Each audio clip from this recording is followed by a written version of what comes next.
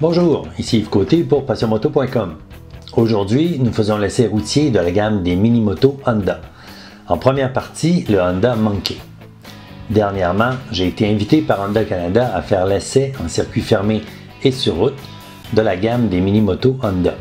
En compagnie de plusieurs journalistes et chroniqueurs moto, nous avons eu l'opportunité de faire l'essai de toute la gamme mini-moto en passant par le Ruckus, le Navi ainsi que le Grom et le Monkey.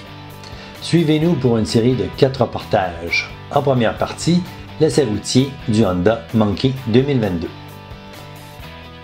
Le Monkey a une histoire vieille de 6 décennies, en fait, qui sans doute contribue à l'accueil enthousiaste dont les Canadiens ont fait part. Conçu dans les années 60, le Monkey a conquis le cœur des générations du monde entier.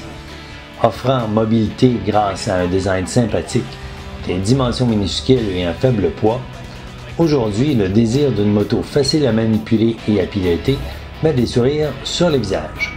Le Monkey s'appuie sur cette passion tout en ouvrant la porte à la prochaine génération de passionnés.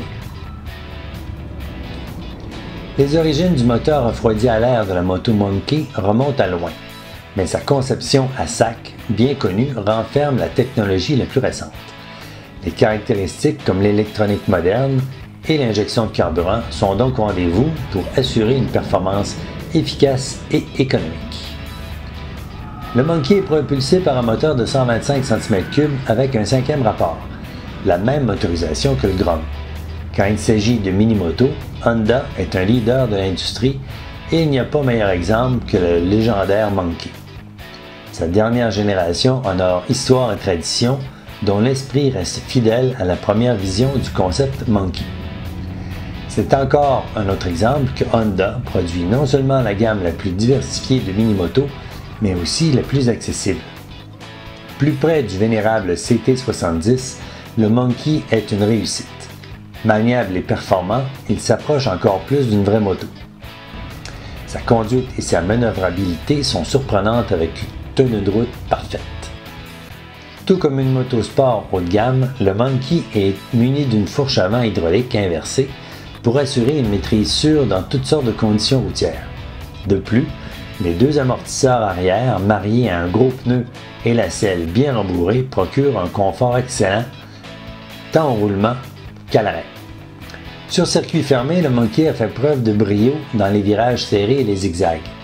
Travaillant de pair avec les suspensions et la compression moteur, le Monkey a démontré une agilité incroyable et un confort digne d'une plus grosse cylindrée.